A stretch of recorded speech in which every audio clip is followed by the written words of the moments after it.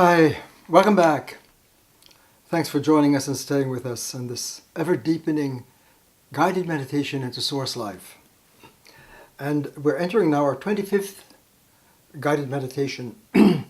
And I think we need to pause a moment because it's obvious, given the magnitude of what we're opening up with an unprecedented crossing into Source Life and gaining the missing source code that has been emerging across the planet over millennia, all through our great scriptures and wisdom, enlightenment teachers and deep philosophies, first philosophies, the quest for first science, the science of being, reality, to get the code for a deeper, intimate access to encounter reality. And after 24 meditations, if you've gone through these with us, especially in the last few, it should be raising and stirring profound questions. The deeper we go, the more questions we should have. I'm aware of that. How could it be otherwise? We've seen in using our visual, our meditative visual, and I've been one of the themes, just to rehearse some of the headlines of what we're doing so we can now go deeper. What I hope to do in this 25th meditation is to take a deeper look, a critical look, a scientific look into this so-called motherboard or matrix. One of the main themes that are emerging for us as our journey into source science is that the journey of humans, of humanity, the evolutionary and revolutionary journey of humans over the past millennia has been to come home to source, to who we are, as source sapiens, as logos sapiens. Homo sapiens emerging as logos sapiens, maturing as mature rational beings in opening up the space of reason, the logosphere, the sophiasphere, the place of wisdom. And one of the striking themes is that we see that they were living in the space of two matrices, a hidden matrix. I'm using that word advisedly and intentionally, because it's not just our everyday language, or the language we're using familiar with, and the language, the many, many languages, human languages, natural languages, cultural languages that we're using across the planet, are all sharing a deep technology that has evolved over the ages to give us information as a way of tapping. It's a technology of tapping the logos, the word power, the mind power, reason power, meaning and truth, knowledge, experience, to make sense of things, to understand the laws of understanding. That's huge, to have information technology. And that's a great breakthrough for human development. And yet, our teachers, great pioneers, source teachers through the ages have been seeing that as great as that is, information, it can retard us and block us from continuing our maturation from a sort of so-called adolescent stage into a more mature form as awakened human beings, tapping being and coming to being, coming into presence. And what's driving that is the collective intuition and basic science. When we get into deep ontology, the missing deep global ontology, the science of all science, ontology, the science of being. If we understand the grammar of reality, the code of reality, then all other sub-narratives and fields and disciplines, all of them, all our religious life, our economic life, our political life, all forms of our family life, our love life, all of our life is coming out of the space that we're in. And if there is a matrix, a stage that is giving us our power to have information and to have experience and meaning and understanding and rationality and all these great things in art and science and medicine and technologies to take us to the moon, and so to speak. If that's coming from that space, that's fantastic. But our teachers saw that reality is an infinite space of connectivity. In a way, that's an inconvenient truth. If it weren't for that, if it weren't for the fact that being cannot be bound. Being, we're speaking the language of being. Ontology is a science of being. Being, reality, we can't put a boundary around it. It's boundless. It's transfinite. We cannot finitize it. Whatever name we give for that field of reality of being. And we're speaking of science now, deep science, the missing science of source.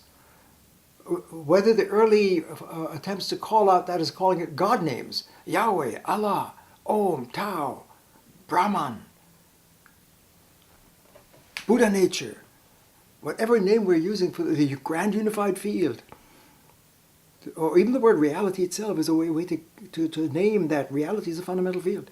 Whatever name we use, it's infinite. And if it's infinite, it kicks into a deep science. Once we get the medical ontology, deep ontology, the first science, that all our great geniuses have been questing to get to the grammar, the language, the code, the matrix of what is first. And we've seen that very fundamental axioms or science principles come out of it. The infinite is infinitely one. It cannot be divided. It's the source of all possibilities, all worlds, all narratives. Every word we put that comes out of it, everything that we have is coming out of the infinite source. So any word we will say or speak is going to be infinite in its scope and power. Love, infinite. Goodness, infinite. Truth, infinite. Reality. So word, when we say in the beginning is the word, original word, it's infinite. It's the same as reality. Reality is wording. Wording is reality. Being is word.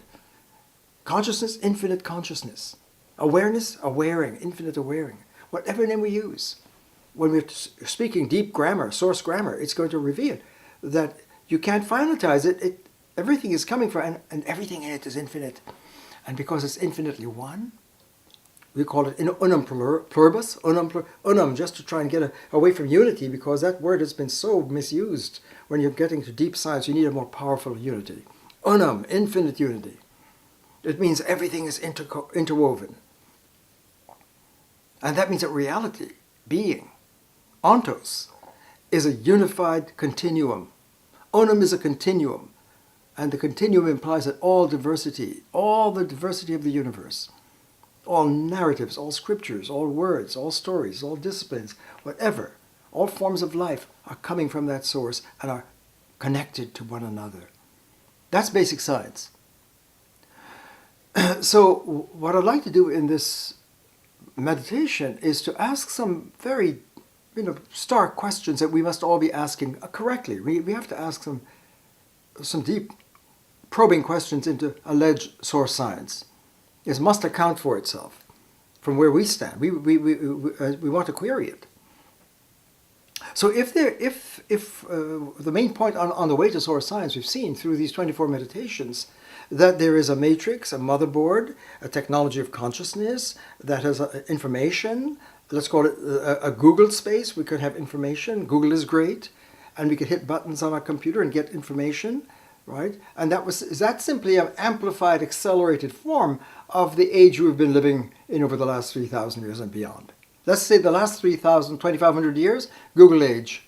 Why? Because the main technology is get information. It's to process information, right?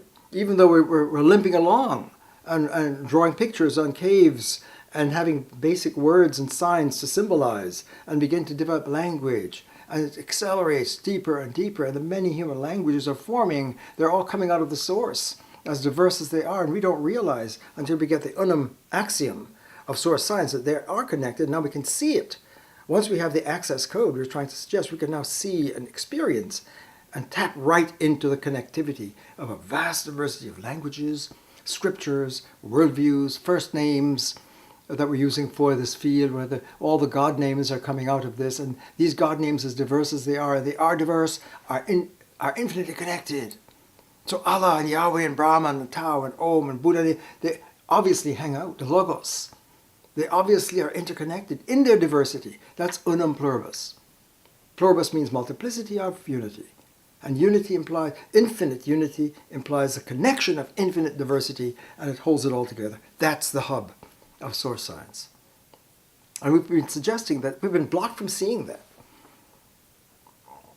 And we were trying to understand medically, why have we been blocked? What is it about our human intelligence, as bright as we are, and gifted, as we are, and we're beautiful, good people? That's not the issue. Why have we been, so to speak, stalled with a matrix that we haven't been able to see? Why were we blinded to the matrix that's controlling the technology, Why is there a deep code that's making our cultures and our world and our capacity to think and see and get information and to understand and to reason? All of that.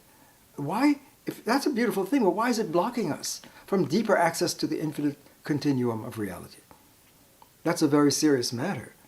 And when we look back, as we have been over and over, and suggesting, when we look back at the last 2,500 years and beyond, Moses at the burning bush in a dialogue with Source, and the burning bush is a source space, and he has to take down the commands and laws of ethics from the God space to the tribal gatherings below at Sinai, right? And he's worried, how am I going to do this? And he was rightly worried because the great teachers who tapped the source code language, the deeper source language of the Word of God, the Word of Source, realize it's going to be some challenge to translate without losing and lost in translation into the matrix of our everyday culture, as great as we've developed so far, but you have to go from one matrix to the other. And that's why we introduce the double brackets for the source matrix, language, reason, the logos sphere, the logos space, and single parentheses to slasher to mark the matrix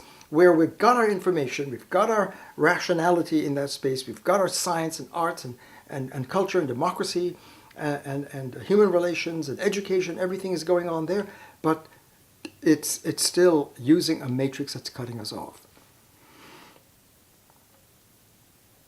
And I understand that what I'm saying, it should be provocative. It should be, wait a minute, are you for real? I mean, and I've been trying to show over and over that when you look at Moses, you look at Buddha going into the enlightenment space, and we say we respect Buddha. Buddha was enlightened, okay, that was great. And what did he give us? The Four Noble Truths, source truths of source science. But if we download it into where our language is, which is what is inevitable for us to do, we're going to blow it and miss, because they're not the great bullet points of Buddha. The Four Noble Truths are deep axioms of being that are trying to help us see, why are we suffering, humans? Existentially suffering. And we've gone over this several times. In Krishna and Arjuna in the Bhagavad Gita, Krishna is trying to help him, Arjuna, the everyday stand-in for one of us, in the matrix of our broken families and war and the battlefield of our culture, to realize that the matrix is generating the war. And until we break the whole of the matrix, samsara, which is some sorrow, right? Our early teachers were calling it, trying to name that matrix, sin. We think sin, what is the fall? The fall from the source. Sin is a matrix. And that's alarming. That has not been quite said. It's a code of our culture. It's coded. Our culture, we pass it on. We pass the code of our language, of our technology, of making our culture and our worldview and our scriptures and our religions. It's all coded. Sin is a code. Samsara is a code. And from source science, you see, there are different names for the same code. It's like the morning star and the evening star. It's the same star. Two sides of the Himalayas, same mountain. Sin, samsara, slasher, the slasher. And it's so deep, we can't be aware of it because we can't see it, because it makes us see. The code we're using, what we're calling the smotherboard, and the motherboard that is so deep and has so much wiggle room, which is to say, it gives us boundless possible alternative codes. We can always shift from whatever code, worldview, or paradigm we can make a change. And when we make a change, we feel good. I have power. I can change my world. Before I discovered Jesus, my Christ, I had a meaningless life, and now I discovered, and my world is lit up. I've got Jesus. I was lost, and now I'm found. We went from Ptolemy to Copernicus. Wow. We went from Newton to Einstein. Wow. We can shift. We went from the monarchy to democracy. Great. So we can make boundless different shifts. We have alterity power within the smotherboard. And our human agency, the will to power, I have an agent. I can change my world, change my story, change my paradigm, change my life. Yeah, we can have single bracket change. And we do, thank God. And it feels as if, because we can change, there was a before and after. And I can feel the difference. I wasn't doing yoga, now I'm doing yoga, my life is better. I was an alcoholic and I went to 12-step and my life is improved. It's better. Oh, thank goodness. So we can feel deep change in that space and have multiple diverse narratives and worldviews and cultures and ideologies in that space. It's a boundless array of diverse possible stories and narratives, and the capacity to shift and dance, and it feels good, and we're addicted to that. Buddha saw that we're addicted to a matrix that we don't understand and haven't seen, and it's causing human suffering. And we need to call it out, and we have a choice. One of Buddha's axioms, we have a choice. We don't have to stay in that matrix. But that choice is not the same as choice in the box. Choice in the box is small c. Choice of your matrix is capital C choice. And that's really what's been echoed by our great teachers and scriptures. Jesus, unless you die, what does that mean? Unless you realize that you're in a sin script. And it's a matrix, and we're born in it. We're born in sin. We're born in that code. It's in our culture. It's an implant. It's deep. And unless you see it and let it go and sacrifice it, you cannot be born again into the Christ, which is the source science. In this respect, Jesus as Christ is a deep ontologist of our being, to go from one way of being into another, to cross dimensions of being. From life in the box, which brings death, to life in the source, which is eternal life. So these examples that we've seen of Muhammad and the call to Allah, to surrender to Allah, to surrender to the source. What are you surrendering? Right? So Buddha, Krishna is saying to Arjuna to open your third eye, Arjuna, the source eye, which is science. To be an awakened human being is to open the third eye. It's really the first eye. So the source eye is the first eye. The eyes we have in the box are derivative eyes. 1, 2 are derivative. It's not the third eye, it's the source eye, it's the first eye. So the call to being an awakened human is to move out of the matrix, to see it somehow and name it. And our great teachers were struggling to help humanity recognize, whether we call it samsara or sin or whatever name we use, or dualism, or appearance, whatever name that our great first philosophers used, they're trying to get us from appearance to reality. But it wasn't. We didn't have the full maturation to call it out. So single brackets is calling it out. It's saying, okay, let's name it. Let's see that matrix. That's what this meditation, number 25, I'd like to do with you, and in terms of the questions you must properly have of, do you mean science and religion are both in that matrix? And I'm suggesting yes. I'm suggesting all of our cultural life is implanted within that deep matrix that we can't see. And to this gesture of it's so implanted, it's like an implanted it is a mind operating program that produces all our thinking and our experience and our emotions and feelings. And all of our life is going on in that space. It's deep. And to realize that, wow, all of our wonderful diversity of science and religion and sacred and secular and theism and atheism and relativism and absolutism, and postmodernism, modernism, they're all going on in that space. That's astounding. And I'd like to focus in this meditation to call that out with us. And so what I'd like to suggest in this guided meditation is to pause and respect some of the many deep questions of going from meditation 1 through 24. And I'm just rehearsing some of what we're getting to bring out that question, how do we can we realize that the alleged matrix of information, and I'd like to do another visual in a moment to help us get that in a very simplified way, to see why that all of our cultural life is transposing within that deep single bracket matrix. And it is holding us captive. And whatever sense of agency and choice we have in that single bracket space, it's a small c. It's not agency of freedom. So becoming a free-range human is to overcome the colonizing effects, the tyrannizing, imprisonment, enslavement of this single bracket. That's what we're calling the smother board. The motherboard of culture is a smother board operating process of making our worlds and using our language and being used by that matrix. And to rise into the source, science, is a scientific move. It's a deepening of science. So again, when we look at a great history with source eyes, with the source matrix, and look back at our great traditions, and that's what we're hinting again at Socrates and Plato, and the attempt to get into the logos and leave the cave, and setting the agenda for centuries of ingenious philosophical wisdom of first philosophy in the European tradition, and the movement from Buddha all the way through Tibet and Nepal and into China and into Japan to Zen. It's all going for the Buddha technology, rising into the technology of living here now in the world. That Zen is living in the moment, living in the source. And it's extremely difficult to understand. They're going for the early Upanishads and the yogis all the way through, from Patanjali to the Bhagavad Gita to Shankaracharya, all the way Ramanuja, all the way. What's driving that to Aurobindo in the 20th century, who's developing integral yoga science? It's a thread. Something is going on. It's a call of the source.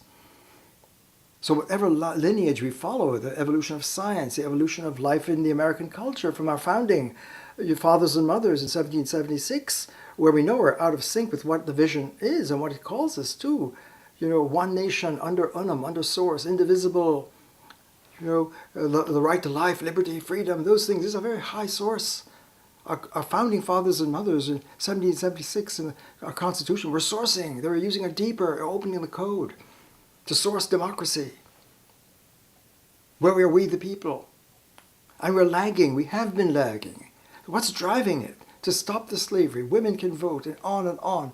Don't preserve the Union, the Civil War, and the apartheid of civil rights and gay rights, all of that. What's driving that? It's a call of the source. So we've suggested in source science, when you begin to see it, you realize that the infinite is always present and you can't push it away. That's a huge discovery and disclosure. The infinite cannot be pushed away. Whatever you call it, God, you call it being, you call it infinite word, whatever name you use, you can't push the infinite away. It's infinitely in every iota of our being, in every word, in every feeling, in every event, in every thought, in every historical development, in every discovery, in every technological advance, in every medical breakthrough, in every moment of love. It's always calling us. At every moment, it cannot not. The infinite is the greatest force to reckon with. And that's what source science is ready to face. It gives us the basic source science to see that the infinite is infinitely here, right now. And therefore we can begin to see that the matrix that has been dominating us is an adolescent form that is desourcing us. And this is one of the main themes that came out of our 24 meditations to this point, that to be desourced is to suffer. And it hurts. It hurts to be desourced. And what's generating that? The matrix that holds us captive. It desources us. And it hurts. And we don't have a name. We don't have a science. We need source science in order medically to call it out and say, oh, that's what's going on. That's been holding us back. That's been trapping us, colonizing us. We're not free. And that's good news. That's the point I'd like to make. I'm going to turn to one of our favorite meditative holograms that captures, in a way, what I've been rehearsing over the past 3,000-year hologram. Just here's a human condition. And I want to ask some poignant questions with us together and then take it deeper. So this is hopefully more familiar. We've been seeing that the double brackets is the matrix of the infinite source, and that's on the ground floor. The infinite is on the ground floor. We can't get outside of it. We're in it. We're here. And so the double brackets, the infinite, is whether you call it logos, Sophia, it's unum pluribus, familiar, infinite unity, infinite diversity, connected. And this is the matrix where high culture is, where the I and the other and everything is interwoven, infinitely interwoven here. This is the connected continuum of the matrix of the double brackets for human culture. That's the code, the missing code. Everything is interconnected. That's the God code, the Logos code, the source code, the Unum code. And we've been seeing that our great teachers who were seeing this language and speaking to humanity here in our development, right? What I'd like to focus on right now is this.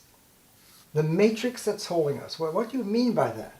Right? And I've been trying to just play it out over and over in so many ways that here is the screen. I think of it as the screen of consciousness. The technology here, this line, this single bracket line, is coding the motherboard of culture. The information place. The Google place, because Google is going to give us the information. And when we have the mind bites of information, of all of our languages, human languages, all of them are here. This is huge, what I'm suggesting. And I'd like to, in this 25th meditation, go deeper here right at this point, because a lot is turning on this. Because if science is here, and religion is here, and economics is here, and politics is here, and education is here, and love life is here, a religious life is here, all of that's going on here under this, and that this is cutting us off from source. That's what this line means. This produces that. They come together. The single bracket matrix cuts us off from access to the field of reality. And that's why it's a motherboard. The motherboard here is not the same as the motherboard, the matrix. So they're two different technologies of language, of thought, of reason, of experience, of interpretation, of understanding, of culture making, self-making. When I'm in this factory of single bracket life, or when you're in the source space, the Christ, the Buddha, the yoga, the Tao, in the logosphere and we saw that this matrix is I, it. So again, what I'm stressing, and again, this is what I'd like to go deeper in, I'll turn the page in a moment and start over, is that why is it that when our culture, we're born here. We're born into this, but remember, we're always here. Because we're Logos sapiens. So all of us, all humans, are already coded with the double brackets. And that's indicated here. I, here, am already double bracket. We have the code within us, all of us. And it's not just humans. It's not just anthropocentric. It's everything. Nature has the code within it. Every grain of sand, as Blake, the mystical poet, there's infinity in a grain of sand and eternity in an hour. Every unit is in the infinite space, and that's already here. So even though we're using a technology that somehow cuts us off and desources us, this is a line that is really painful, because we cannot access, when we're living here, our culture is here, our daily lives with all of its diversity, and many different worldviews and narratives and disciplines and art forms and all of our feelings and emotions and psychological life, all of this is going on in this matrix.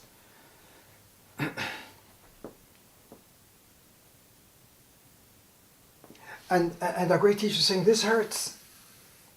To be cut off from God, cut off from source, cut off from being, cut off from truth, cut off from meaning and reality and flourishing and happiness and well-being. This is a space of being. This is well-being in the double bracket matrix, and that's dialogue. Dialogos, through the logos. This is in the logos, the matrix. The double bracket matrix is dialogue.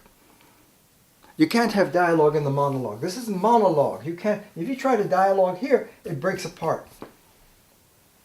I'm asking with you, why?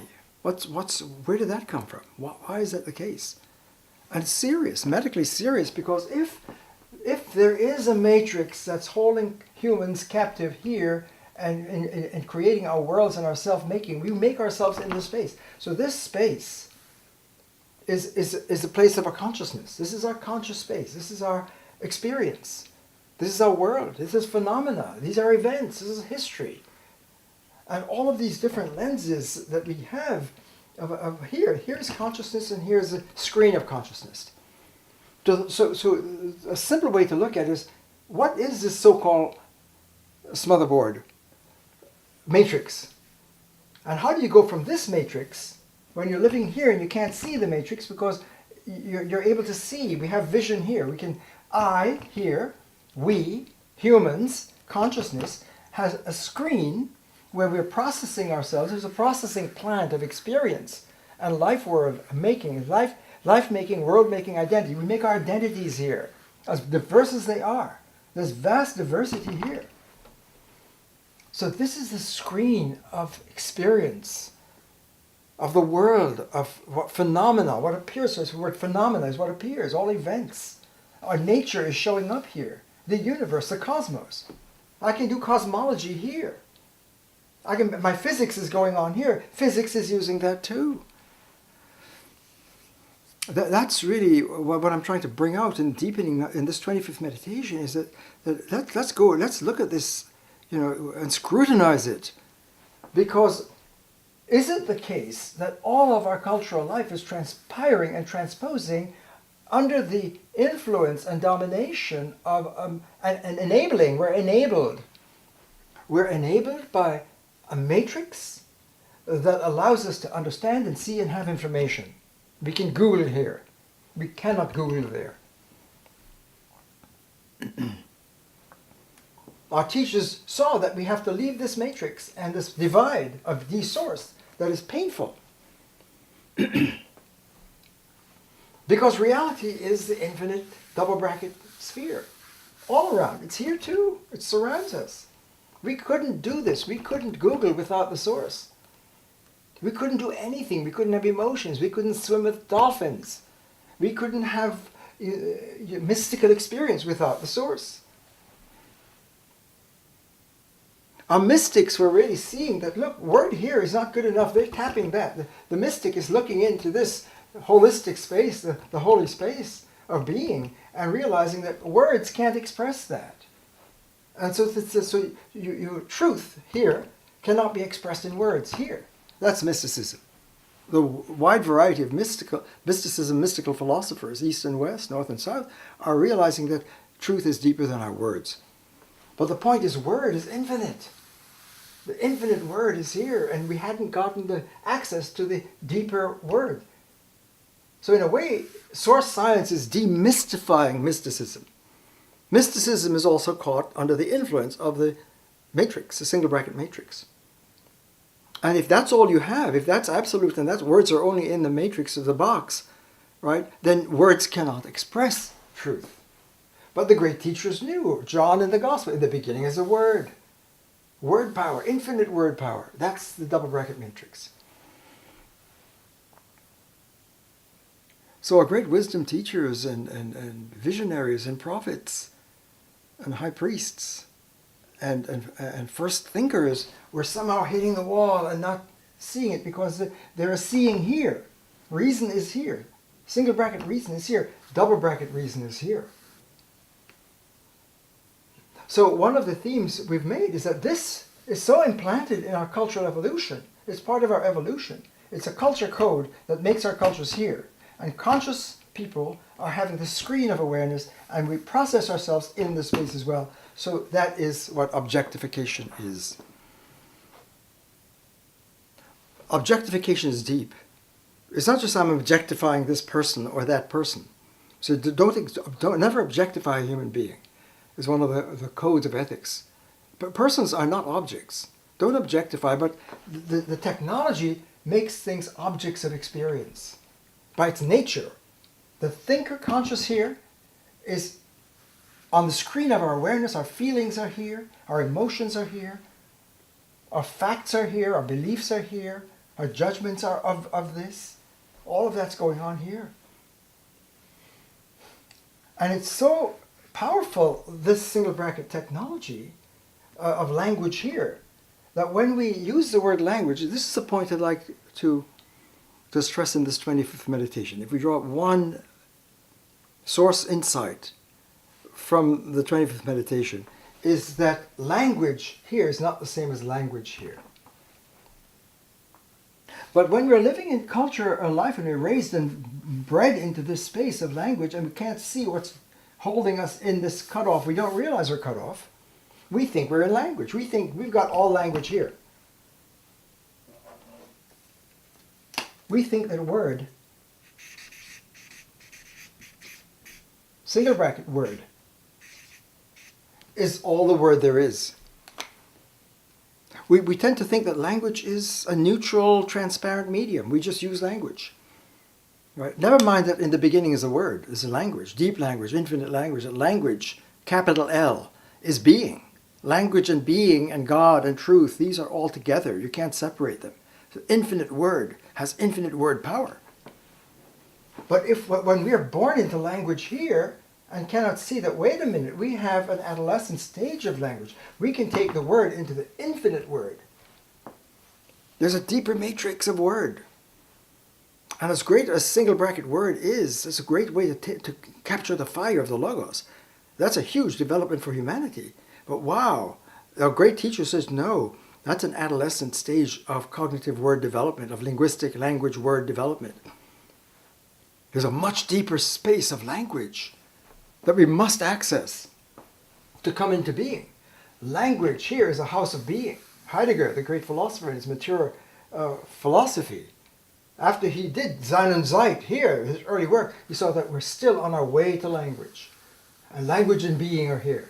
And John in the Gospel, in the beginning is the Word. And the Word was God and with God. And it became flesh in Christ. So Christ is the living Word.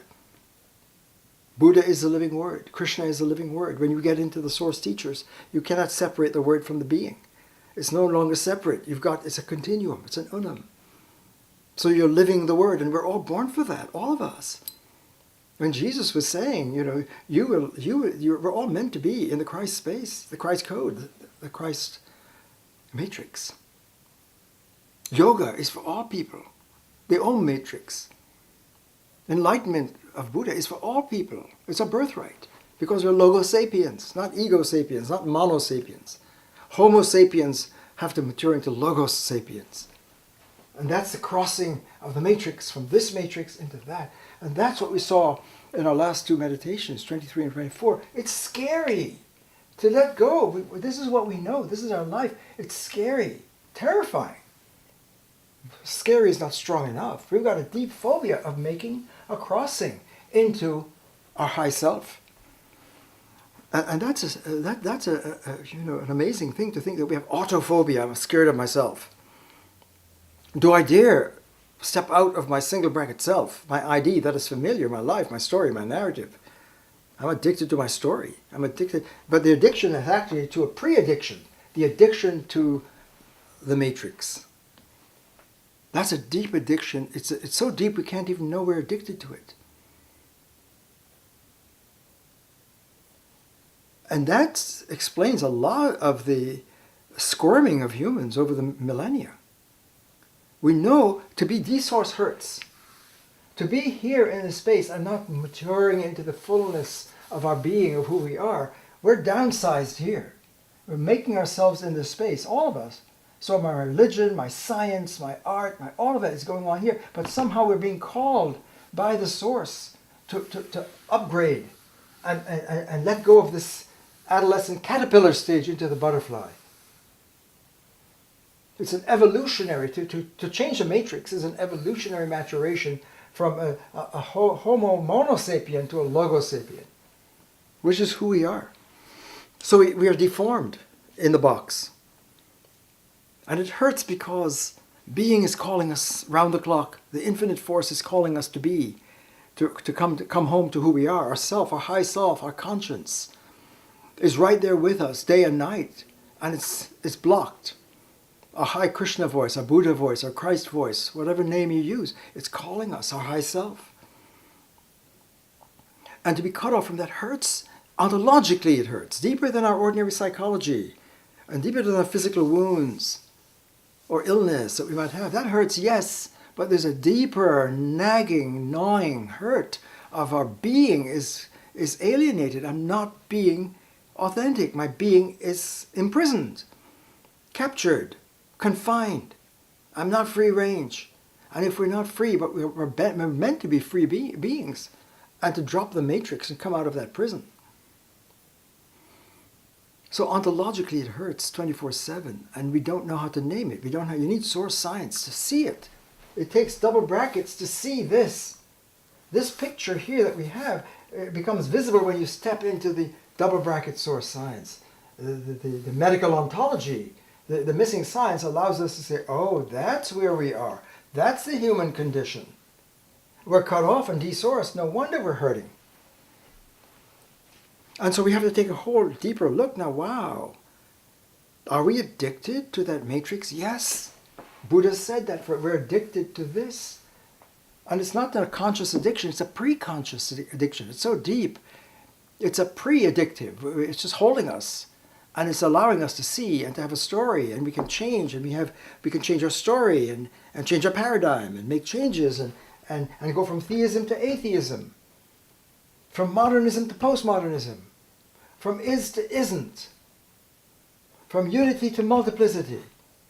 Back and forth, we can go into the opposites, and when we go into the other and when we other ourselves, we feel, okay, I'm free, but that's not good enough. The wiggle room we have here, we have a lot of wiggle room in here. And what I'm saying is very strong. I realize that science and unscience. Let's say science versus religion. Religion is here, science is here. But they're still here. So our cultural lives are being, and this is ideology. To be in the single bracket matrix is to live by an ideology. A narrative, a belief system, a worldview, a story. That's ideology. And that word is coded because an ideology is not truth. An ideology cannot get you into Christ. An ideology cannot get you into Buddha. An ideology cannot get you into yoga. An ideology cannot get you into enlightenment and wisdom. Buddha saw that, for example. Buddha's enlightenment is beyond ideology. That means beyond the matrix. This matrix into the awakened matrix of awakened rationality and the light of reason, of the Logos. So that the source science is global. All of our great enlightenments and scriptures and God names and first names and science, deep science is coming out of that space. So the single bracket matrix, and that's really one of the main points I want to meditate with you.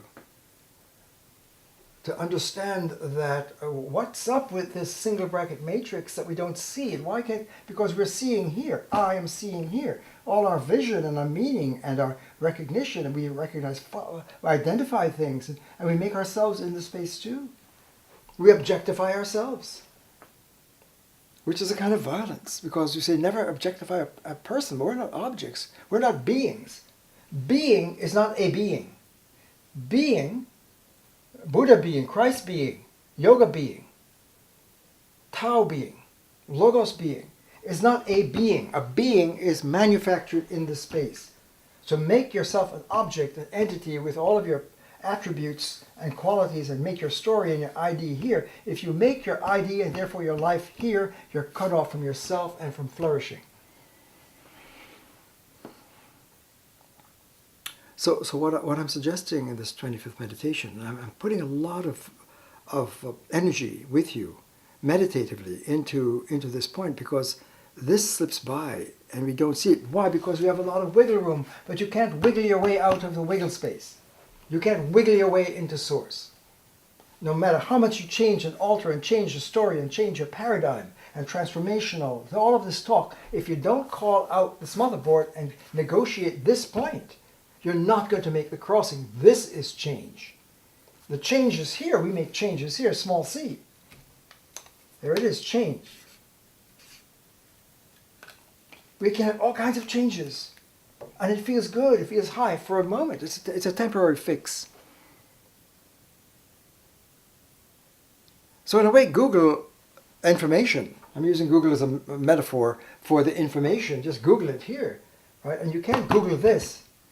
Google is here, you can't Google source. The matrix, this allows you to have Google. This logic, this mind operating process. And that's why we call it, and this is one of the main points, this is an I-it space. This is I-it. This matrix is I-thou. The other is a sacred presence. It's a presence. You can't objectify it. Here you objectify, because the split between conscious and the object of consciousness. And everything here is being objectified. Your religious life,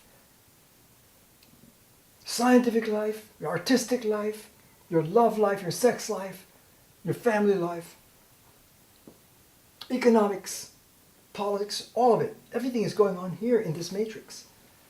And this is dominated by ideology, and ideology breaks, and the worlds are broken across ideologies, and they're battling out, and they don't have the common ground. The common ground is here. The unum pluribus. So the American culture I'm suggesting here, single bracket America, with multiculturals, multi-ontologies, multiple worldviews, here, multiple narratives, multiple religions, and sacred and secular. Those are both here. Sacred and secular are still here. Sacred is here. And ecumenical, real ecumenical, means source of all.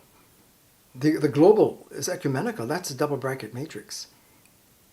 And you cannot get ecumenical, you can't get sacred, you can't get secular in that sense. Universal, here. It's always tribal. It's always local, not global. This is global, this is local. So science is local. Science, and this is what I'd like us to go, science is laboring in this matrix here.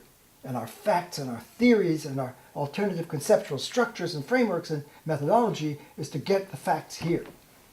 But there's a dominant matrix that's shaping the possibility of science here. So science here can only understand what its conceptual lens allows it to see. If you have a Newton lens, you have a Newton world. You have an Einstein lens, you have an Einstein world. You can change your lens and you get a different world in a conceptual revolution and a paradigm shift as you have change in the space. And when you have a moment of change, it feels so good. It's such a relief to just other yourself. A before and after. I didn't have yoga, now I have yoga. I didn't have Christ, now I have Christ. And we can get high on that. So in a way, there's an opioid addiction. This is an opioid for the people living in this information space. Because we can have change. And when I make a change, and I can do that. You can do that here, but not this change. This change has been epic and difficult to cross the smotherboard line, the barrier that's created by our matrix. This matrix produces this and blocks us. And unless we call it out and see it, we're not able to cross into the I am space. So source science is I am science. I am is a double bracket utterance where you are your utterance. When Descartes said I am, he realized he was amming. He wasn't talking about it, he was being amming. So why is that a deeper access to reality? Because reality is an infinite I amming.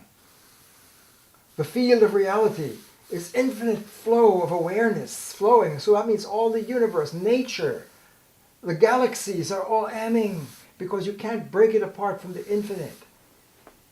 Our bodies here and our spirit here is an artificial split between the soul versus the body. So in a way, a religious ideology, a religious worldview, and a scientific worldview are, insofar as they're using the same matrix, they're in the same boat. This is the same boat. And that's an alarming thing to say. But it's true.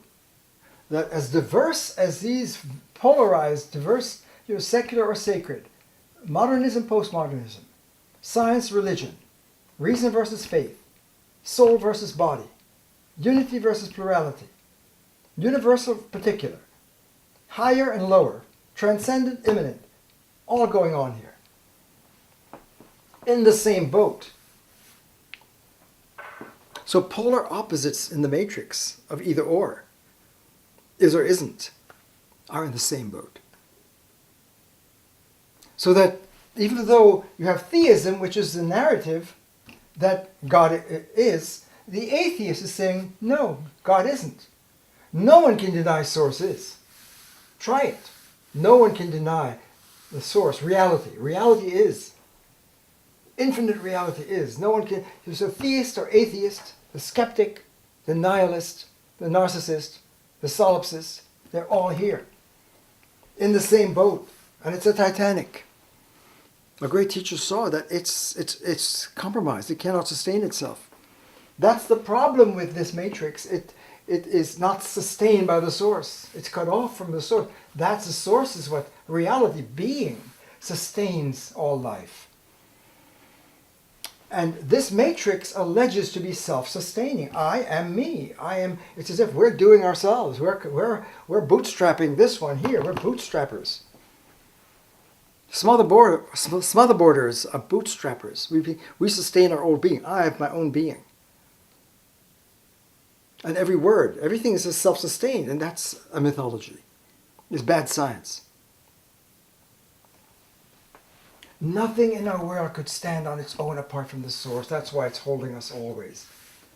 And it's a form of a plagiarism in a way. It's bad faith. Mauvais foi. It's bad faith. To allege to be self-sourcing outside of the source, the real source, which is the infinite presence. And it's right here all the time. Infinite presence is right here. Right in the middle of all of this is infinite presence. Right here. It's not far away. So we saw that the journey from this matrix, coming to awareness of this matrix and making the great crossing across this de-source painful break and breach and rupture of our being into wholeness and well-being and flourishing and love and compassion and dialogue and beyond monologue. This is I it, this is I thou. It's a great moment of human liberation. So I'm aware that what I'm suggesting, it's not meant to make us feel bad, okay? I'm trying to bring out as an attorney for our great wisdom teachers and scriptures and enlightened teachers of the ages, and trying to bring that to a higher voltage on behalf of our great teachers. It's to realize that we're suffering. It's painful to be caught in this smotherboard. It's painful to be here. It hurts. And when I'm saying that we're squirming because we don't even know what something is wrong here. When you're living here under this colonized space and you're cut off from your being, from yourself, you're going to squirm. Something is wrong and you don't know what it is. And it's painful not to be able to name it and say, why didn't I think it's a smotherboard? Why didn't I get that? We haven't gotten that. We squirm from something holding us captive because thank goodness, we're good people and we want to be free. It's not that we just want to be free, we long for it. We've got to be free. We've got to braveheart this one. Because if my freedom is compromised, I'm going to burst. And you could see why suicide would happen, because when a person is sensing that this is meaningless, the lights are off here. I want out, but they don't know there's a way out, a healthy way out into life. If you don't know that, if this is all you got, and you say, this is not working for me, I want out, then some people will out themselves, existentially, ontologically, as Camus would say. If this is meaningless, because this is meaningful, and this is meaningless, because it's artificially sustained. Ideologies are artificially self-sustained, they're not sustained by the infinite word, by the source. So you could see why someone would just be in despair and angst and depressed and feel unsafe. I don't feel grounded. I'm desourced and we don't know it. We don't know how to name it medically. That's why medical ontology is so important for us now. Our great teachers were pioneering for us to see our being, the language of being, and medicine of being is a key to well-being. It's obvious. If my being is busted, I'm ill-being. I'm going to feel it. I'm going to hurt ontologically. I'm going to be sick, ontologically sick. Ill-being is sick. It affects every aspect of my life, my meaning, my love life, my relationships. I'm disenchanted. Everything is objectified and slashing, and I don't know what's going on. How are we raising our children, our sacred beings? Are we being authentic in our life, in our being? So midlife crisis is not just in your 40s. It's already in your 3s and 4s and 5s and 6s. The kids are feeling it in elementary school and junior high school, and they don't want to go to school, and something isn't wrong. And we're just putting them into the school, into the concentration camps of our schools, and slashing all around is going on, and we don't know how to name it and see it and stop it, and we're squirming. And we can't squirm our way. We can have a lot of wiggle room. We can change our paradigm, change our story, make changes, but we can't get out of it because we're held captive. That's why I've suggested repeatedly in our 24 meditations so far that the shift out of that space, we can't, all of the attempted activism here, under this barrier of this motherboard, our best activism and life coaching and advice to change it and make a change and make it better here. And let's change the world and look at our environment and look at the degradation and look at all the problems, and all of the problems that we diagnose here has a deeper diagnosis when you step back and say, wow, check this out. Could it be that being cutting off from being, from ourselves, and from nobility and freedom and life, liberty, well-being, could that be contributing to the human disaster that we're experiencing in life here, culture here?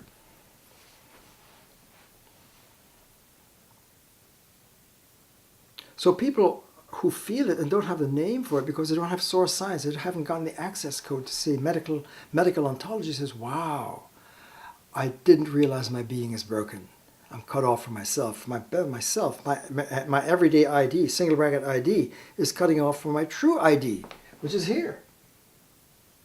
And we saw in the last 2 or 3 meditations that it sounds so scary to let this go. My world, this is my world, this is my ID, this is all I have is right here. And great as it is, I'm doing pretty well. I've got a good income. I've got a good retirement. All of that's working out. My kids went to college. That's all going on here. But if we're cut off from this, something is wrong. And we know it. So the midlife crisis is going on all through your lives, because to live here is to be slashed. And to be slashed is to be captured. And to be captured is not to be free range. Now we know it. And so we diagnose it. We try to do medicine here. We try to say, oh, I'm going to do some yoga. Oh, I'm going to stop drinking. Oh, whatever it is, I'm going to change my life. I'm going to make a change here. I'm going to be an active agent. I'm going to be a change agent. So change agents here are not going to get you here. And that's why it's striking theme that this is one of the main points of our 24 meditation so far. Until we call out the smotherboard, realize it's going on. We haven't realized that, because you need source science to begin to see it. You need to access the I am, the awakened, the mindful, the Zen, the Christ, the Buddha code in order to see the human condition. You can't see it within it. You've got to step back, dilate, and do deeper science, source science. And when we do see it, and that's what this hologram is attempting to capture, it's the journey of wisdom and enlightenment for 3,000 years is not here. It's a step back into the expanded source code here in order to see the suffering human condition. And this is a deeper diagnostic than what we get here. When we diagnose it here and try to be an activist and a life coach and self-help and change and make a difference and fix the problem. If you try to fix it here, it cannot fix, because moving across this divide into source is how we fix our broken being. And therefore, until we call this out, which creates the de-source, and realize we're in a de-source condition, we cannot make the great migration into source. And it's not far away. That's the point we saw. It's right here. My double bracket self is already with me. Our double bracket self is already here. The infinite is already right around us, in us and around us, inside, outside, all around us, all the time. And how do we just step out of the way to allow it, and to breathe, and to become a free-range human, and to enter into true politics, to enter a polis, a community of relations that are not violent, to put down the slasher, put down the slashing technology and move into the love space, the compassion, the embrace of the double brackets matrix. So the headline news for us in this 3,000-year hologram is that we've got to recognize this matrix, recognize our suffering, that we're de-sourced here, and name it, and realize our great teachers, I can see them now more deeply. I now get what Krishna, Buddha, Socrates, Moses, Mohammed, Rumi, on and on. Just Descartes, when he was stepping out of the box into the I am. We are I am beings. That means mindful. That means heads up. That means rational, awakened. That means enlightenment. Enlightenment for the people. the Christ enlightenment, the Buddha enlightenment, the Yoga enlightenment, all of these different forms, the Allah enlightenment, the Rumi enlightenment is for all of us. We're coded, but it's blocked. And we're hurting. So we can't squirm our way out of the squirm space. We have wiggle room, we can't wiggle. We have wiggle room here, but we can't wiggle our way out of the wiggler. We've got to really do something more authentic and deep and courageous and scary to make the great crossing. So I promised to conclude this before, and now we're going to go into the 26th and 27th. We're going to go deeper to season this and in our meditations and to gain the literacy. What I'd like us to do in the next several meditations, we're going to go deeper. This is 25, we're going to go to 26, 27, and go deeper into the science. So as I speak and seek to speak from the double bracket matrix, that the language itself will get stronger. And we begin to get the words to articulate and see what's going on in our lives. So I want to turn this page and leave with a thought.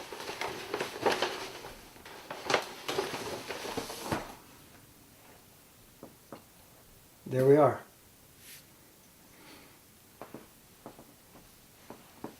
In a way, when John Locke said the mind is a tabula rasa, a blank tablet, right? If seen in the right way, this is a blank tablet. This is open. Feels so good not to have that smother board. And what we have here is infinite double bracket matrix. This is the matrix. And we're all living in this space. And whatever different technologies and arts and sciences we're using, it's going on here. We can't be outside of this infinite space. That's the Logosophia, whatever name you use, unum pluribus, the unity that's infinitely diverse and yet together. This is the culture space. This is the call of the matrix of the high human culture. Humans become human here. So I'm going to deface it to try and make the point between, this is what we're saying is the matrix, the single bracket matrix, the smother board. When that happens, a barrier is produced by that. What's this? What is so? And that's in contrast to making a crossing into the matrix here. This is language. At one stage, this is deeper language. It means that the lingua franca, the common language, our everyday language, is already, if we're in this language here, if we're in language here, it's not the same as language here. So we cannot assume that the language we're using has got all of this in it already. Which is what we do. We feel that, well, language is transparent. It's just a medium that we can just think and speak and say anything. We could use any word in our cultural language space. So what I'm seeking to do as we conclude this meditation is to really see that in this matrix, and this is what we've been blind about, we haven't really seen this. Okay, this is the single bracket smother board that creates the split from access into the real motherboard, the source board, the awakened space of language here. So the main point is that language here is coded and language here is coded. This matrix is a code. This is a code that cuts us off. So what it does is, this is what we're calling the screen of culture. And the consciousness, the people, I and we, whoever we are, this is the place of consciousness and this is the place of language, and language pictures the world. So if we say snow is white, then it pictures the fact. So the world and language, thought, consciousness, psyche is here. This is the conscious space. So this is the realm of consciousness, and we have where consciousness is articulated, and that's the screen of experience. All of it. So the matrix sets up a barrier. Let's put this in now. I'm going to put a red line here between I, consciousness, and the not-I. This is I, and this is a not I. Subject, who's thinking, and the object that we think about. And that's where we start to develop our information. It's in the screen of language here. We say Socrates is wise, I am a human, I am a male, I am American, America is a democracy.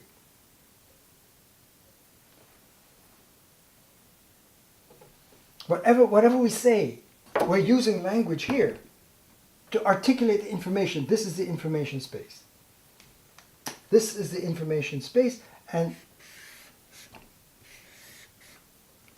this is the conscious. So this is as if this is a screen where our culture and our experience and our consciousness shows up. This is the consciousness box that's made possible. So the main point I'm trying to bring up between the I and the not I, this is I and the it.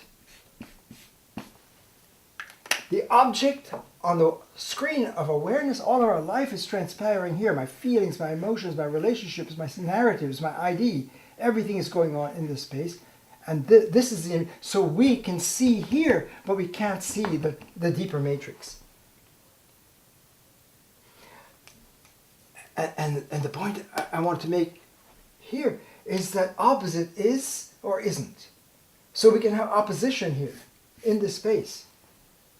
If I have theism as my worldview, then we can have atheism, no theism. But they're both here. If I have science here, I can have religion, not science. Reason and faith, both here. I can have opposites, but they're still in the same boat. And since this is what we see, we can't see this. We're blind, and it blinds us. It cuts us off, and we cannot somehow, while I'm seeing here, I cannot see here. I can't see my way clear to say, oh, there's a matrix I'm using to see. So my single bracket vision blinds me to my double bracket vision. So vision, single bracket, can blind us to source vision. So I just wanted to kind of slowly show this again. The matrix is deep. And it allows us to see, and our experience is here. And we can have vast wiggle room and many different changes, and change your story and change your life and make changes. You can have single bracket change. But it's not the same as double bracket transformation, which is making this great crossing. And that's where all of the great teachers are coaching us how to make the upscript. We can't download. We've got to upscript. But since this is the only language we've got, language here, single bracket language is not the same as double bracket word. And so this space is polar. That's the point. And we mentioned before, so there's a law, the code. The single bracket matrix is a code, it's a law, it's a grammar. It's law-like, and the law, A is A, rules here. And that's what cuts things into pieces. And this is an either or space, either one or the other, is or isn't, is, isn't.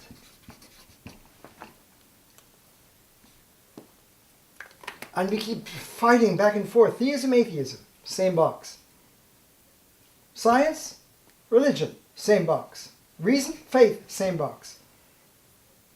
Materialism, idealism, same box. This is important. So even if we say spirit here and matter here, it's still material. This is deep materialism.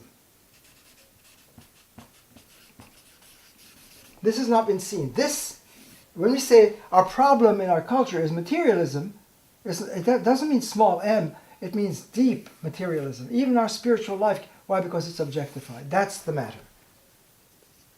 When we objectify our experience and our mental states, they are materialized.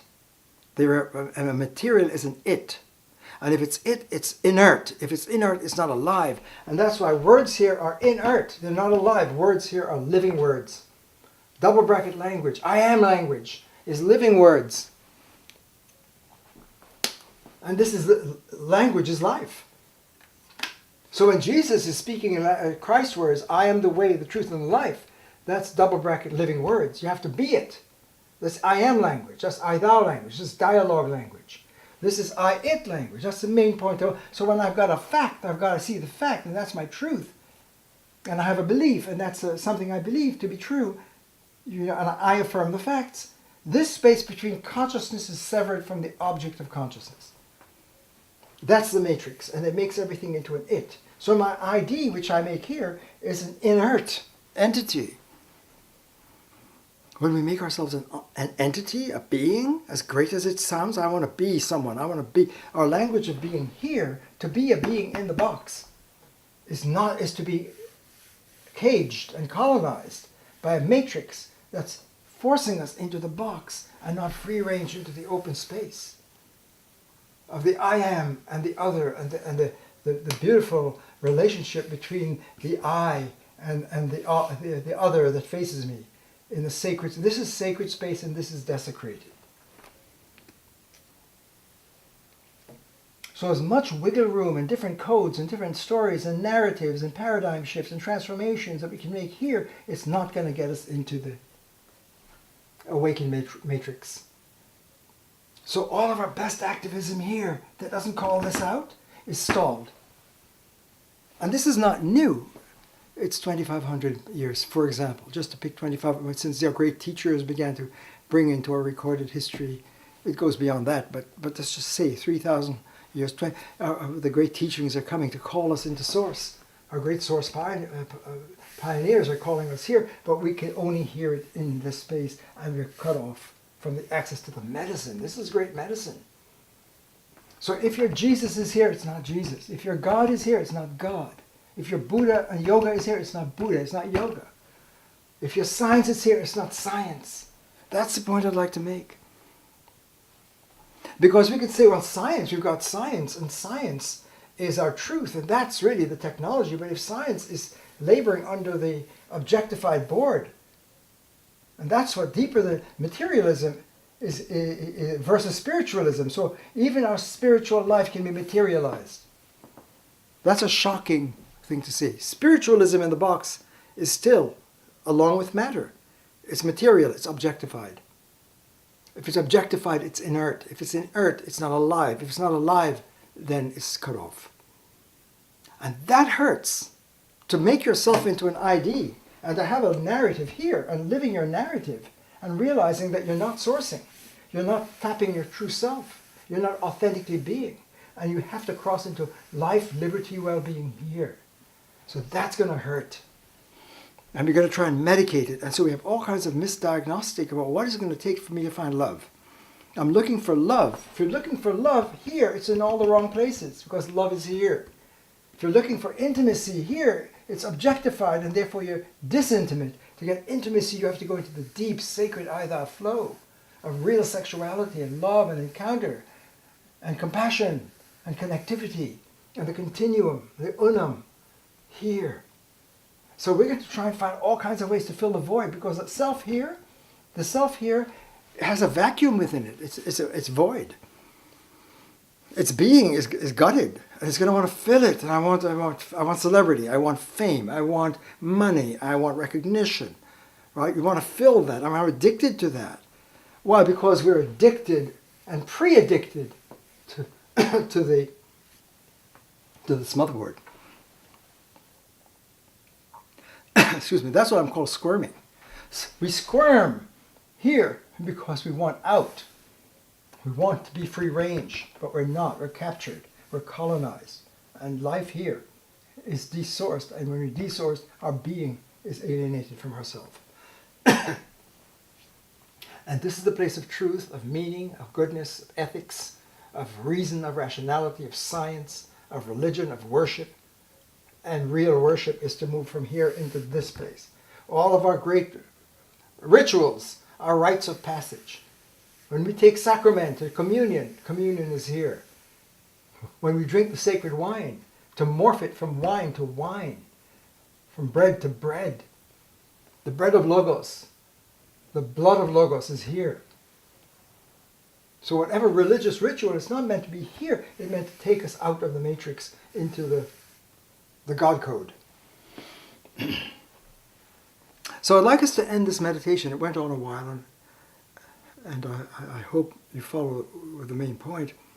is that the smother board is real. And it's harmful. It has effects.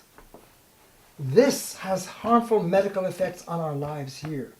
It's not neutral. The language, single bracket language, is not neutral. It has a virus. Language here has a virus, an ontological virus that has devastating effects by objectifying and denaturing and deforming true life into a deformed version here. So this hurts existentially. And the medicine for it is source medicine, which is I am, the awakened life that our great teachers are calling us to. So let's end and breathe and think about that. Double bracket think, not single bracket. There are two kinds of thinking, right? There are two kinds of speaking. Double bracket speaking, meditative speech, and predicative, smotherboard speech. Right. And what I'm seeking to do in a guided meditative speech is double bracket speaking. And this is predicative. Subjects and predicates are joined in pieces of information to make our mental states. So there's single bracket thinking and double bracket mindfulness. Excuse me. So the conclusion of this 25th meditation is to think, process, in source medical science, source ontology. We have to get used to ontological intelligence. So please source process. That could it be that the motherboard, whether it's science or religion or economics or democracy, whatever it is, whatever part of our culture going on here, it's all in the same boat. So that's one thing, the same boat. Science, religion, secular, sacred, theism, atheism, modernism, postmodernism, whatever the opposite, they're in the same boat.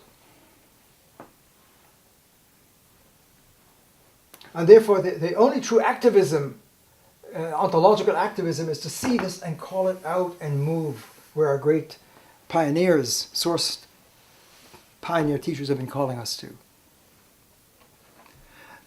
So, in our 26th meditation, if you'll stay with us, we're going to go deeper and deeper. There's so much to share, to get the literacy of the source code and to bring it to life to us, to our lives, and face the many things we feel. Something is wrong in our everyday lives. What is it? Well, let's use source science to get a deeper diagnostic of what's wrong and how to come into the good news. So again, I want to end on a very optimistic, positive note, that the double bracket space, nirvana, is already here in us. And we need to do something to arrive in ourselves. So this medical meditation, this medical ontology that we're speaking of, is not meant to make us say, oh, I've been bad, I've been messing up. That's not the point. That's old hat. We're suffering. The good news is this, by source medical science can help us scientifically see ontology, the missing science and the missing code, and we can have access to that code. No one can give you the code. You have to find your own password into I am. Everyone has to reach the point of true freedom to say I am and speak the double bracket matrix. But that's a great news. That's a good news. That's a high news. And the science is that the double bracket infinite force always wins. The truth force. The truth force is the greatest force of all. It's infinite. And whatever force we have in the D-source force here, it cannot match the single bracket technology matrix cannot stand up ultimately to the power of the double bracket matrix. The single bracket matrix is over, it's sourced by the double brackets. So politically, existentially, the double bracket space and word power and truth force presides over all of our lives. And that's the great news. So if we can do something about our suffering. So to conclude, if we can really end our suffering by calling out this motherboard and rising into the motherboard of Source, which is what our great teachers have been calling us to, this should make us thrilled and elated and empowered to know that now we can end our suffering and rise to who we are. Thanks for staying with me, and we'll end the 25th meditation and we'll resume the 26th next. Please join me again.